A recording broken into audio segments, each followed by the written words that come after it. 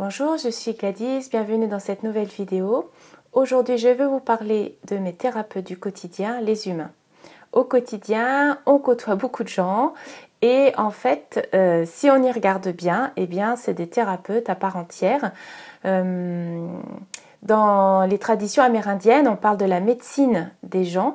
Alors, c'est pas forcément le medicine man, c'est-à-dire le chaman ou vraiment quelqu'un qui serait médecin, mais c'est plus en fait ce que dégage la personne ou son attitude ou sa façon d'être, qui est une médecine pour les autres, puisque en fait, ça va générer des comportements ou ça va soulever des émotions. Et chaque personne, en fait, est une médecine pour l'autre, une médecine agréable ou une médecine désagréable.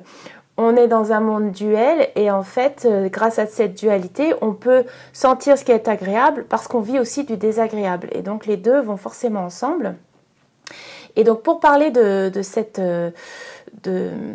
idée des thérapeutes du quotidien, en fait, je voulais amener que par rapport à tout ce que j'ai fait comme démarche, il est évident que c'est aussi par le contact avec les gens que déjà je me suis construite et puis aussi que des choses sont ressorties et que ça m'a donné l'impulsion d'aller visiter des espaces en moi pour pouvoir comprendre ce qui se passait, qu'est-ce qui était actif et éventuellement m'alléger de certains poids et puis devenir plus fluide dans ma vie.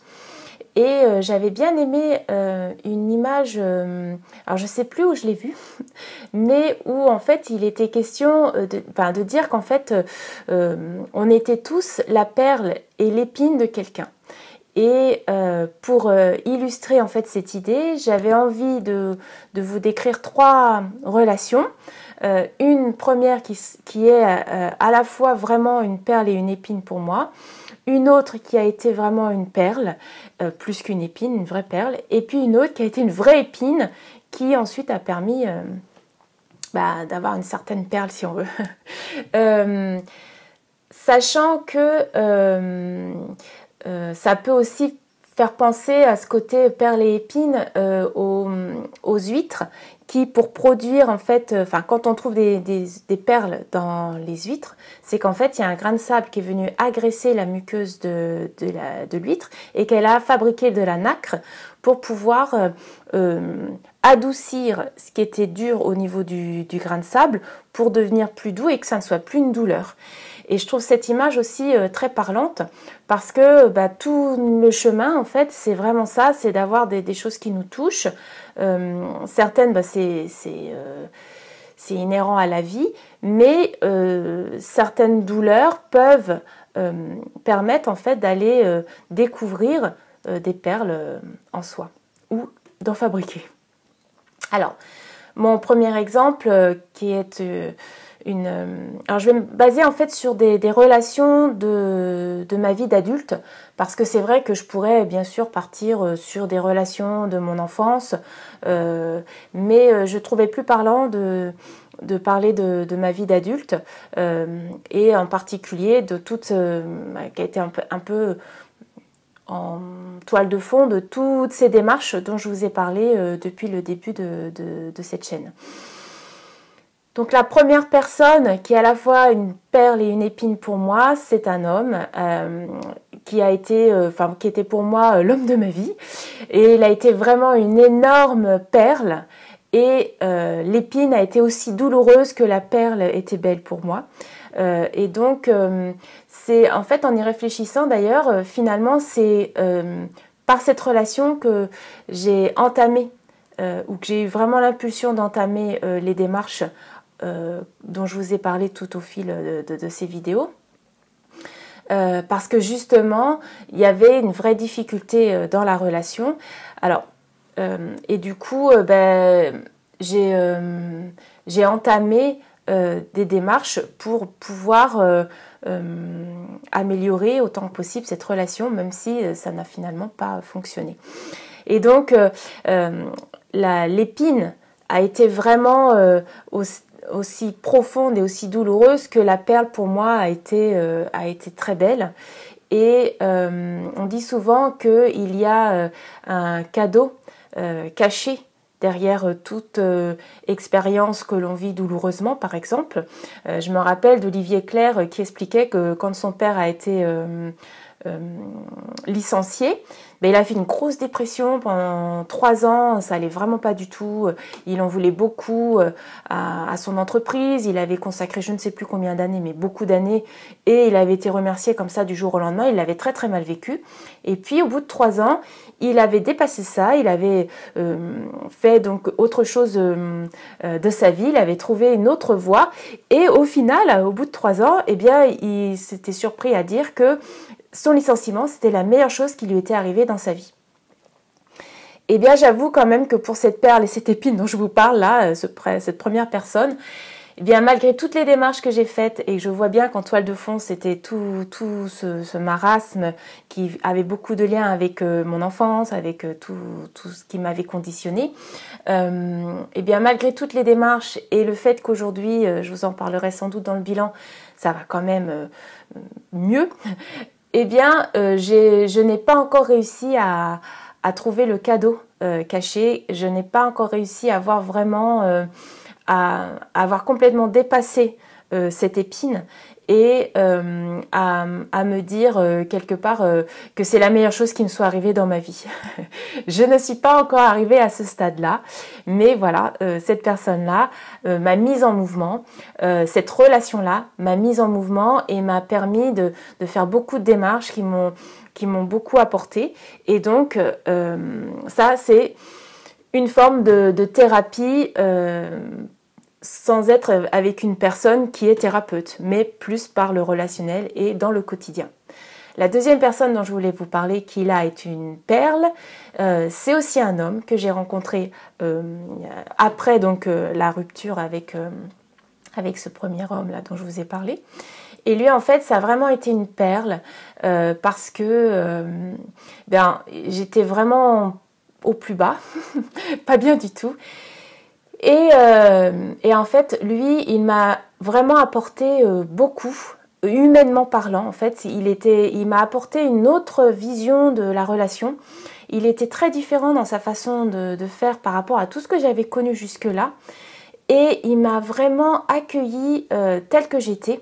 Et avec lui, j'ai vraiment senti ce que c'était que l'amour inconditionnel. C'est-à-dire que je voyais que lui, en fait, il me voyait au-delà de mes comportements, au-delà de mes souffrances, au-delà de mon caractère. Il me voyait au-delà, en fait, il voyait la personne derrière tout ce personnage. Et il m'a vraiment aidé à dépasser des choses et à sentir que dans chaque personne, en fait, il y avait une belle personne et qu'en fait, c'était la souffrance souvent qui les faisait agir d'une façon qui pouvait nous être désagréable.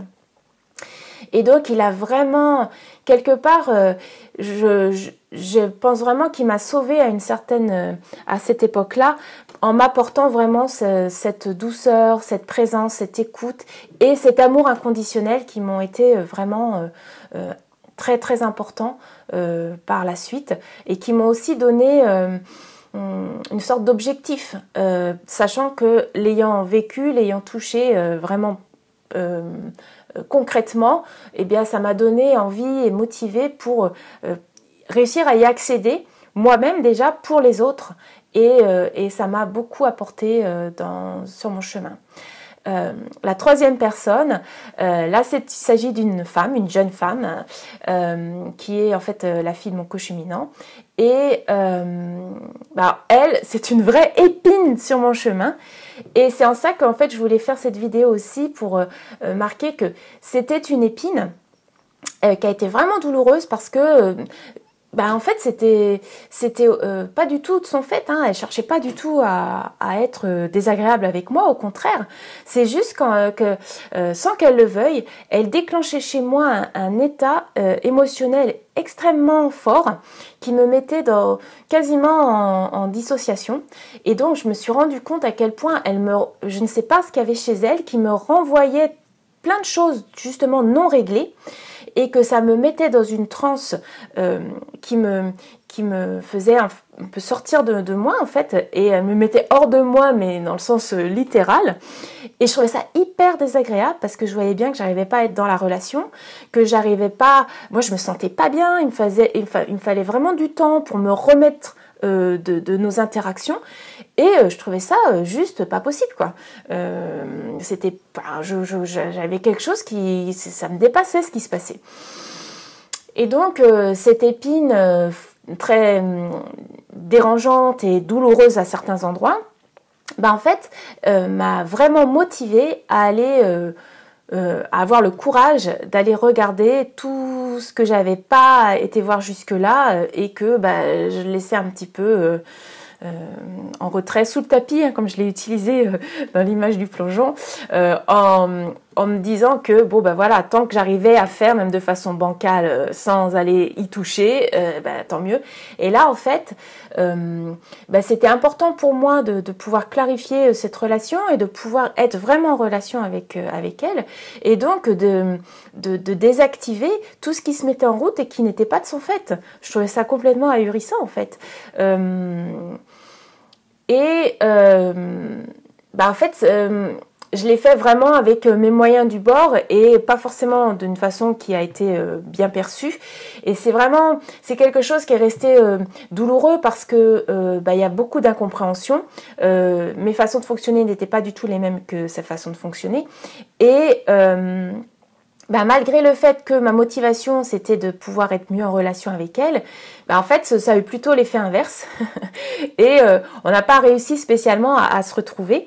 Il n'empêche que si cette épine a été vraiment douloureuse, elle m'a mise en chemin et elle m'a vraiment aidée à aller visiter des zones très très en souffrance et à les accueillir, à les soigner autant que je peux. C'est pas complètement terminé, mais c'est quand même ça m'a vraiment mise en mouvement d'une façon très très forte. Donc même si d'un côté je peux dire que c'était pas agréable, en fait ce que j'aimerais mettre en avant, c'est le côté où ce qu'on peut percevoir comme agréable peut être désagréable, et ce qu'on peut percevoir comme agréable peut avoir des effets bénéfiques pour soi. Donc dans la vie, souvent on va vouloir retenir que les expériences positives ou vécues comme telles, on va valoriser les expériences agréables, alors que très souvent en fait c'est les expériences désagréables qui nous mettent en mouvement et qui nous font bouger d'une sorte de peut-être de léthargie ou de se reposer sur ses lauriers. Très souvent c'est la maladie par exemple, hein, ça j'en ai pas fait une vidéo à part entière, mais les maladies c'est souvent en fait ce qui va nous faire bouger, nous poser des questions et nous faire aller à la rencontre de ce qui déclenche éventuellement la maladie. Ça peut être ça ou d'autres choses. C'est vrai que j'ai pas inclus dans mes vidéos les événements du quotidien qui peuvent être aussi des déclencheurs et qui vont être thérapeutiques, pas en tant que tels en fait, mais qui vont déclencher un cheminement. Donc là, c'était vraiment pour dire que les relations que l'on a sont des formes de thérapie à part entière, puisque chaque relation va nous révéler quelque chose. Et d'ailleurs, c'est aussi le point de vue de Frank Lobvet, hein, dont je vous ai parlé dans la vidéo sur le plongeon, qui estime en fait que chaque personne qu'on rencontre est en fait une occasion que l'on a de se révéler à soi-même ou de mieux se connaître, puisque chaque chose, ce que l'on voit chez l'autre, on ne pourrait pas le voir si on ne l'avait pas chez soi. Ça veut dire que si on le voit, c'est que c'est connu à un endroit ou à un autre, parce que si ça n'était pas connu, on ne pourrait pas le voir chez l'autre.